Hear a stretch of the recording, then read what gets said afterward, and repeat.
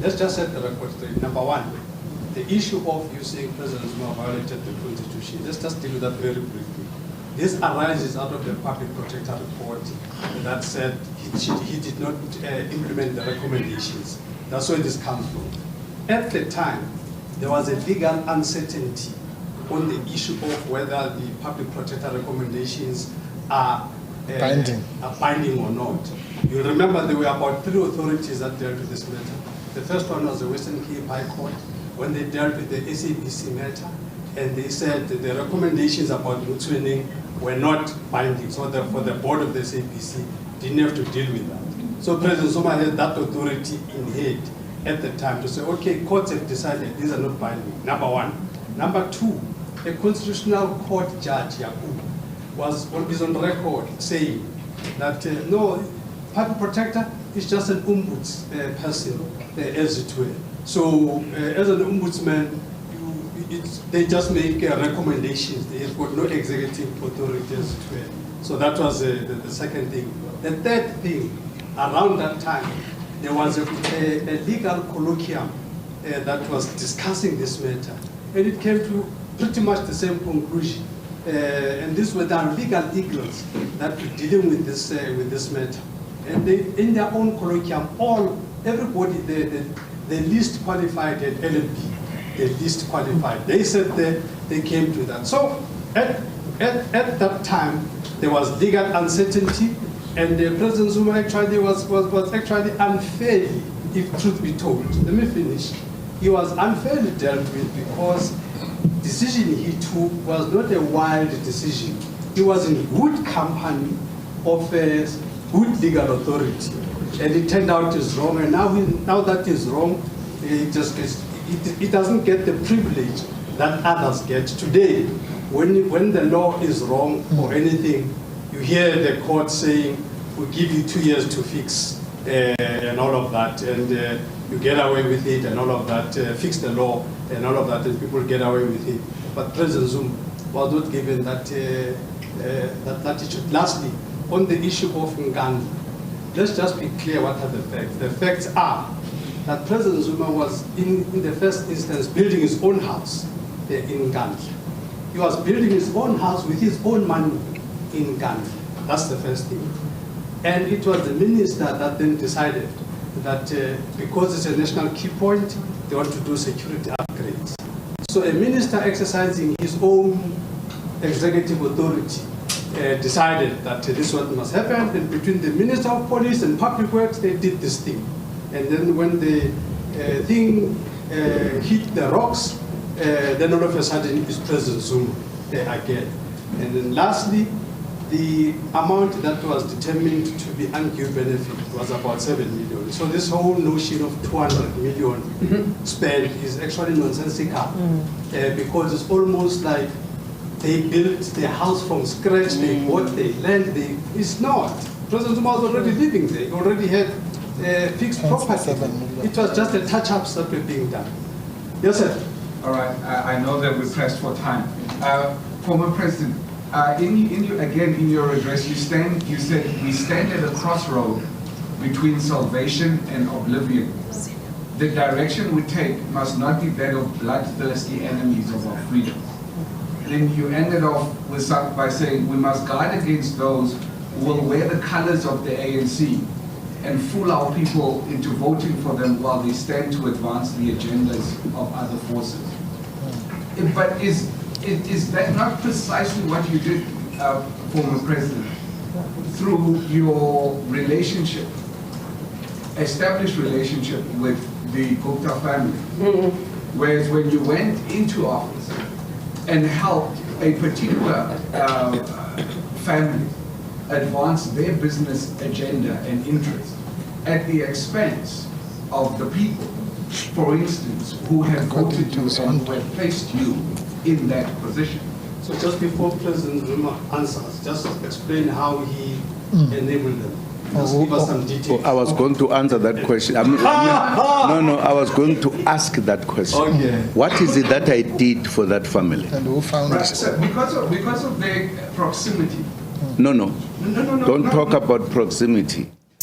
All right, so there's a live visuals coming through former President Jacob Zuma addressing the media. We're going to be unpacking all this and more, perhaps with our analysts. Let me bring them back into this conversation. A very good afternoon to you, to the both of you. Thank you for joining. We're joined by Thabo Shole Mashao and Professor Theo Venter, our analysts for this afternoon. Good afternoon. Thanks for joining us. Good afternoon, Liezle. Hi, Prof. Thanks for having us.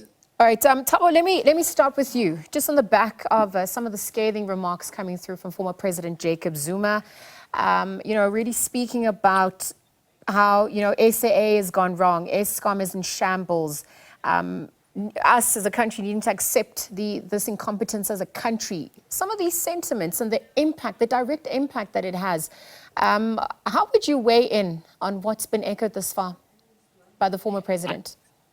Sure. Thanks very much, Liezle, and good afternoon to everybody watching. I would say that as much as those may be true, but it's quite convenient that former President Jacob Zuma removes his responsibility from here and his contribution in leading to all of these. We didn't wake up and these things just happened to be in a collapsed state of affairs as they are right in.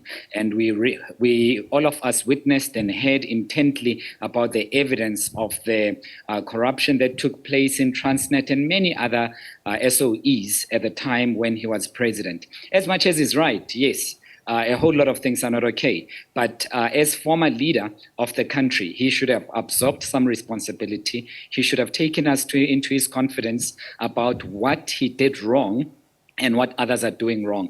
This is just grandstanding on his side. He is inserting himself into the relevance of public space, and this is part of his campaign to come back as a voice of reason into the South African body politic, especially ahead of the African National Congress, 55th National Congress that's going to be held in the next few weeks or so in December, to be precise. So I would think some of the things, as much as they are right, but they are really sprinkled with a lot of convenience in them. And Theo, context is everything. So perhaps as we delve further into what was said, Prof. Theo, I want to also bring you into the conversation. Thank you for joining us here on the SABC. Perhaps you'd weigh in on, some of the highlights that have come through from that address before we delve into some of the other matters that's unfolding this past week. Yeah, I must agree with Thabo. This is his own narrative, and it's not a new narrative. We've heard it from Dali Mpofu in court cases. We've heard it from Mzwanele Manye in several of his speeches. So it is almost as if old President Zuma is saying, I'm back. This is my story. I'm still mad at Judge Zondo, and I'm going to take him on directly on a public forum. And it is fascinating to actually experience today two previous presidents speaking on the same day. Thabo Mbeki first on ANC matters, internal ANC matters, and so on. But both of them, in the end, also got to the president and Pala. Mm-hmm. But in my take from this long discussion, at one point, I must be honest, I wasn't sure whether the speech wasn't well written or Mr. Zuma had a difficulty with some of the sentences in that speech. But it was Zuma saying, I'm back. Well, Prof. Theo, let me then pick up on what you said. Two former presidents addressing the nation. You're really having a lot to say. In fact, former President Jacob Zuma coming out to say that President Cyril Ramaphosa is corrupt, conducting private business in his capacity as president. Former President Thabo Mbeki also speaking about the Phala saga. Former President Kgalema Motlanthe also equally, echoing some scathing sentiments. In terms of, the impact this is going to have on President Cyril Ramaphosa, his response to date, how would you weigh in on that dynamic that's set to unfold? Well, he hasn't said much in the last week or two. I think he has spent a lot of time traveling, doing the business of what a state president does.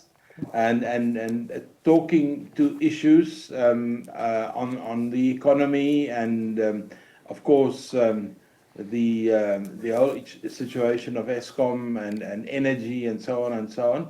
But I think one must expect him to respond to some of these issues, because I don't think he can leave it as is.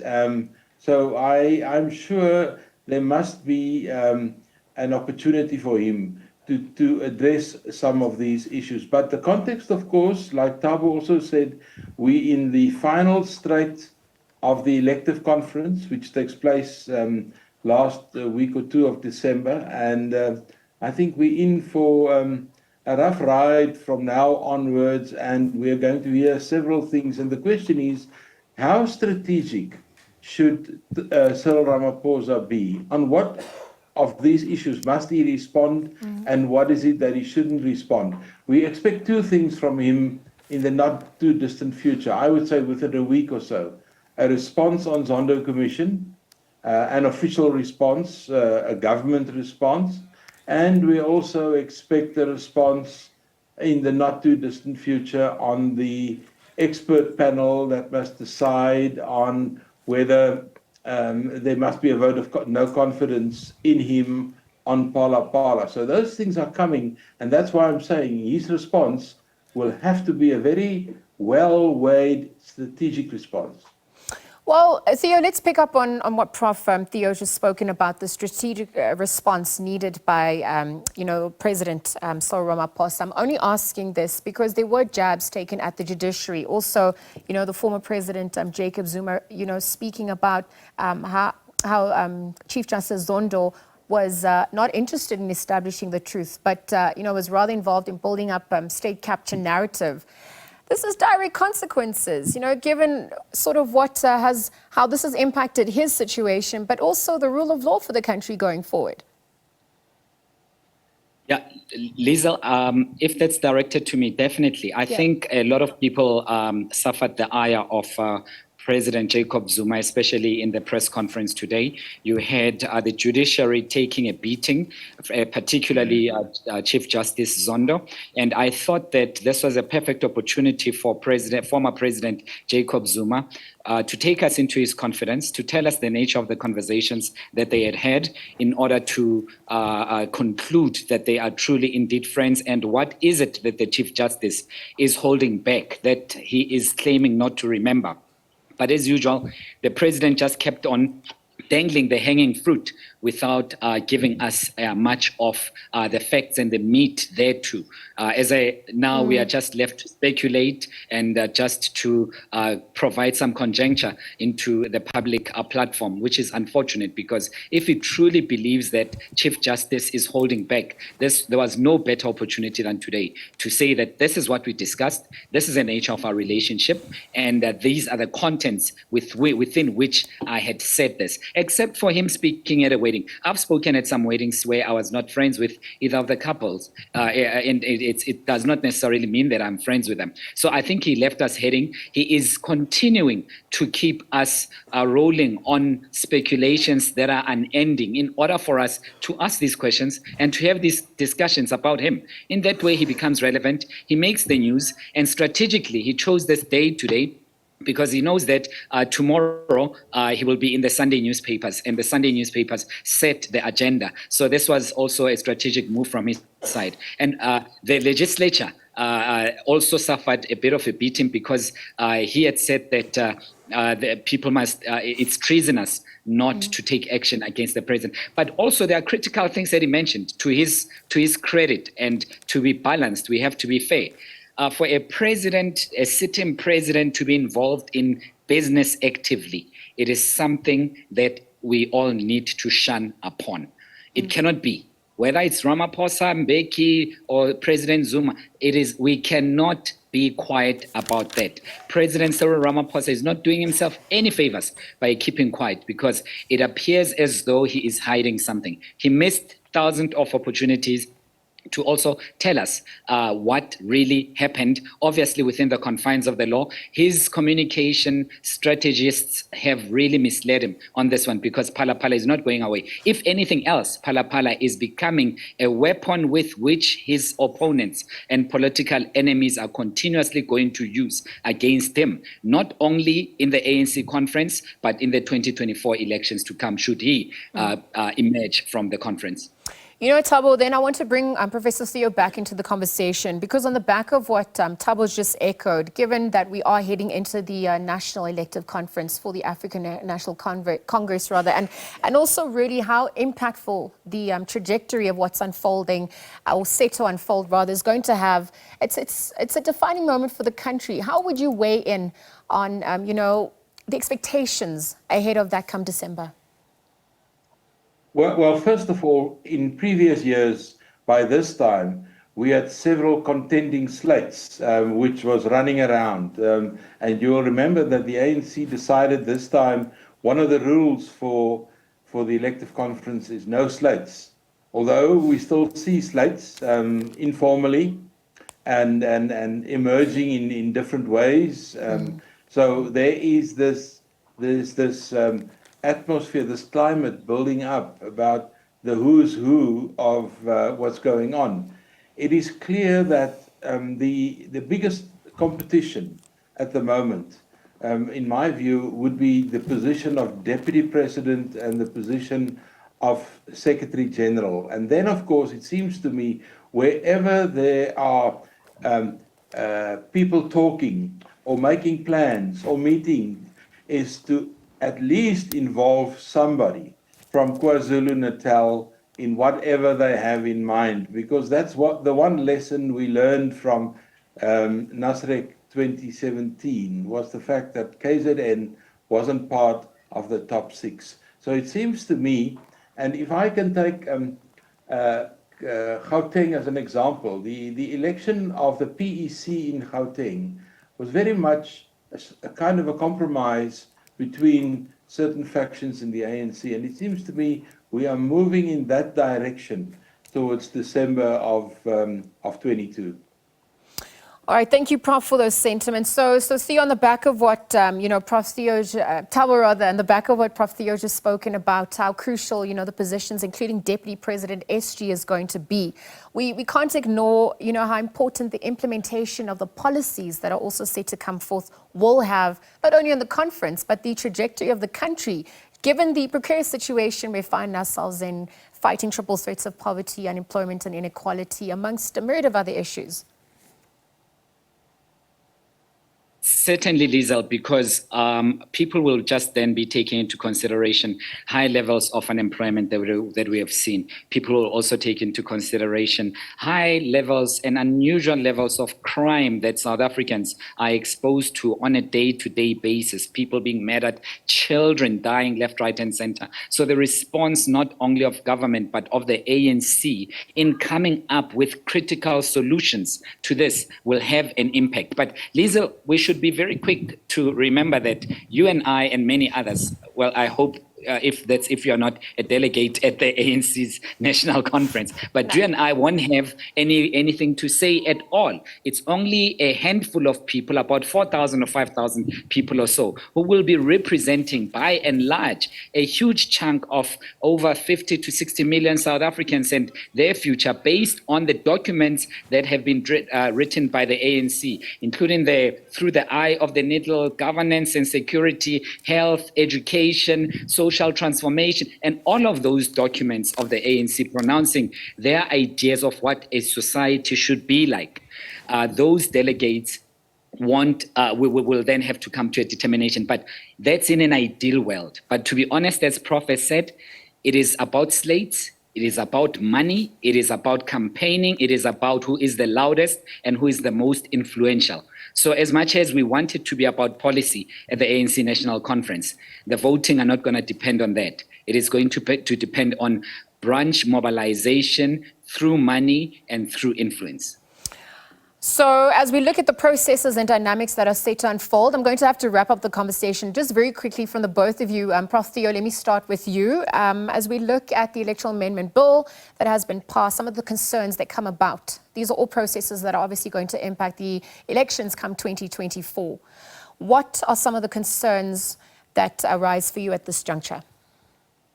Well, the biggest concerns on the electoral amendment bill would be whether it's going to pass the muster of the Constitutional Court. Yes. Are the arrangements for independent candidates not too high, and are they going to be counted correctly? What we now know, briefly, is that there will be approximately 50 to 52 independent candidate slots if you look at the provinces and the amount of regions in the provinces. That has an implication on how we count political parties, so it will have an influence. And we don't have a lot of time, because whatever they decide on the bill, the IEC must still implement, and we're not far off from an election. All right, Thabo, just in conclusion, your closing thoughts? Sure. Yeah, I would say that I hope that it doesn't pass the constitutional muster based on two things. One, it's the value of the vote. Very simply put, Liezle, in a very quick way. That simply means that if Liezle is standing as a candidate and you need at least 50,000 votes for you to make it and get one seat in parliament, and Liezle gets 110,000 votes, they're only going to give you one seat. It means the difference thereof will be thrown out, and it means that the value of that vote would have been lost. And that's the biggest injustice, because it would mean that our votes are not equally the same in a democracy, a constitutional democracy at that.